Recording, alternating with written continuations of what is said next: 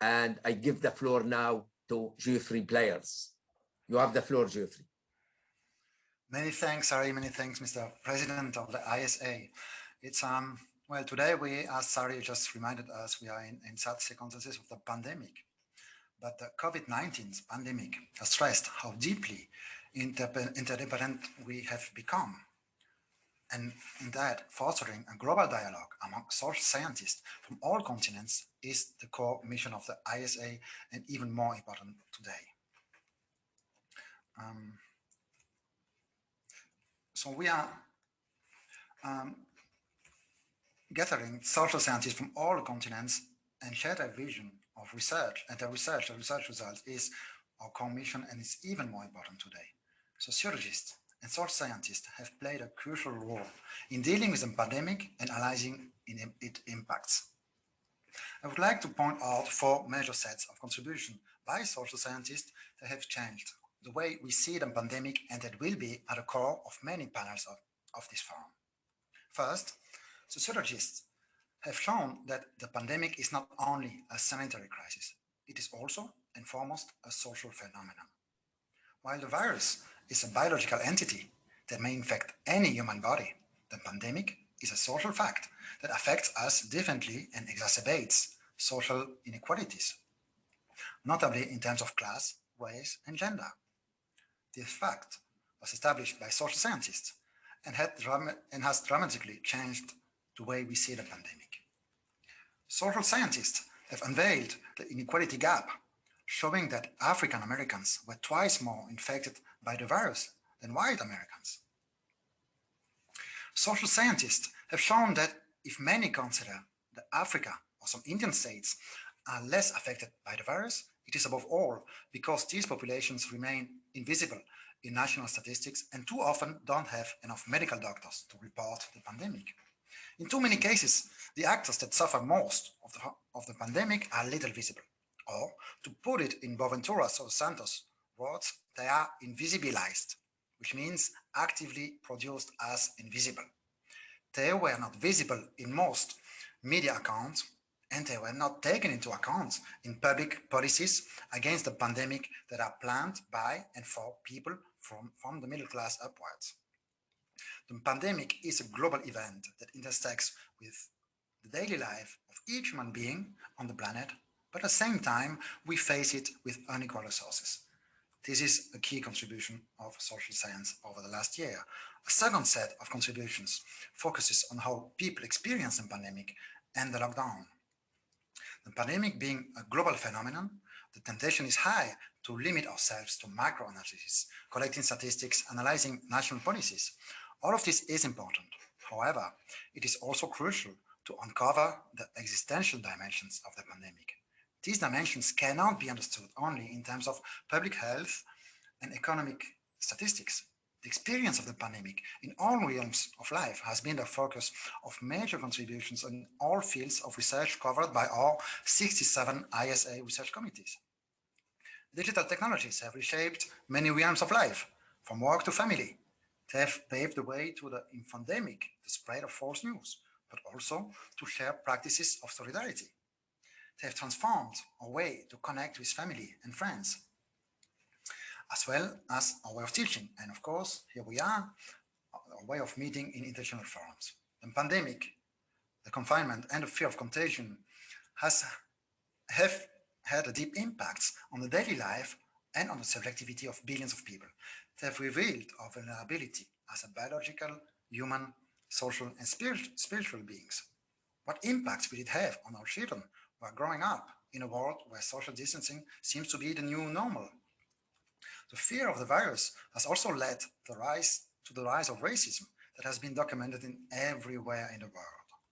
On the other side, sociologists have also studied the way solidarity initiatives and mutual aid have transformed the way people live in their neighborhoods and experience the pandemic. And once we show that the experience of the pandemic cannot be understood only in terms of public health and economic statistics, we also assert that solutions to this pandemic cannot be formulated only in terms of public health, economic, or political terms. A third stream of social science research has analyzed the way policymakers and political regimes have dealt with the pandemic. The pandemic has revealed the strengths and weaknesses of governments, public policies, and political regimes.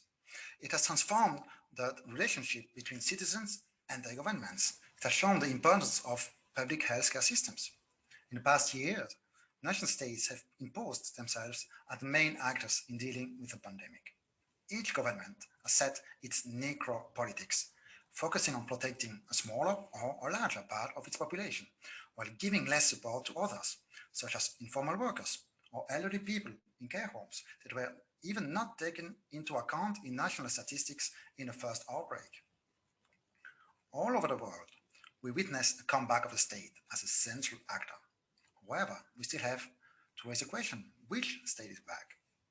Is it a welfare state able to protect its citizens? Is it a state that promotes and funds its transnational corporations in a global competition? Or are we witnessing the rise of a new authoritarian era that Sarah referred to, with biopolitics grounded in new technologies? In many countries, the virus has been used as a pretext to crush dissent, to criminalize civil rights, and to silence social movements. A fourth stream of research has focused on how society is produced and transformed by the pandemic.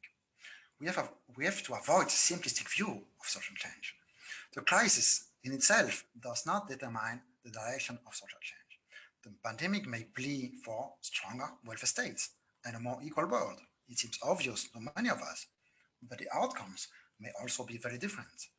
The way humanity will get out of the pandemic will rely on how policymakers, economic actors, citizens, and social movements impose their interpretations of the crisis and set the ground for new policies in economic, social, and democratic matters. We need thus to study the ongoing battle between progressive, reactionary, and capitalist actors to define the meaning of the pandemic and shape the world that will come out of it. A fifth and last stream of research points to epistemic challenges forced by the pandemic. While sociology has contributed to shape the meaning of the pandemic as a social phenomenon, the pandemic has also challenged sociology and its meaning. In many ways, the pandemic is an invitation to revisit some key epistemological questions. For instance, our relationship with the actors who confront the pandemic. In previous points, I've stressed that we cannot understand the impacts of the pandemic without paying a closer attention to the oppressions suffered by subaltern actors who remain little visible but are most affected by the pandemic. Their experience has to be unveiled. A second step is to unveil also the practices developed by these actors to tackle the pandemic and to visibilize practical solutions from the grassroots. Can you imagine Dalit women farmers from South India once facing hunger and now contributing with 20 tons of food grains for COVID-19 relief actions? This is the kind of stories that Ashish Kothari brings together and on which he builds his global perspective. All over the world, women and even more women of color and indigenous women are at the front line of the battle against the pandemic in our hospitals, our families, and our communities. And Rita Segato will tell us more about them. All over the world, indigenous people have set up practices based on communal approaches of health and not individualized approach of health. We also need to visualize the importance of solidarity economy as a solution to the social and economic crisis raised by the pandemic, as Jean-Louis Laville will do. Taking into account the way grassroots actors face a pandemic is crucial. They show us that it is not true that the states and the markets are the only actors that confront this pandemic. A third and indispensable step is required to take into account the actors who confront the pandemic from below. It is an epistemological step. These actors are not only producers of practices, they are also producers of knowledge and of insightful epistemologies, as Boa, Rita, Ashish, and Jean-Louis will show us. These actors renew critical stances on democracy, inequality, and ecology. These actors produce new world visions we need to listen to when we analyze the pandemic and the challenges we face. The perspective of care, formulated by feminist activists and intellectuals has revealed crucial to understand the resilience of communities and families in the pandemic and to rethink society on a different basis. The intersectional perspective leads to revisiting the democratic challenges, social justice, and environmental justice.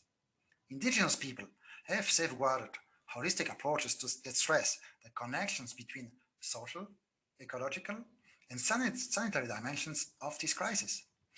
They see the pandemic as an illustration of a broader crisis, a crisis of civilization, that points to the urgent need to rethink our relationship with nature. Well, this argument is exactly the perspective now adopted and diffused by leading social scientists such as Arturo Escobar in Latin America and Bruno Latour in Europe. So what we are witnessing is a deep reconfiguration of social theories that is rooted in the experience and worldviews of emancipatory movements from below.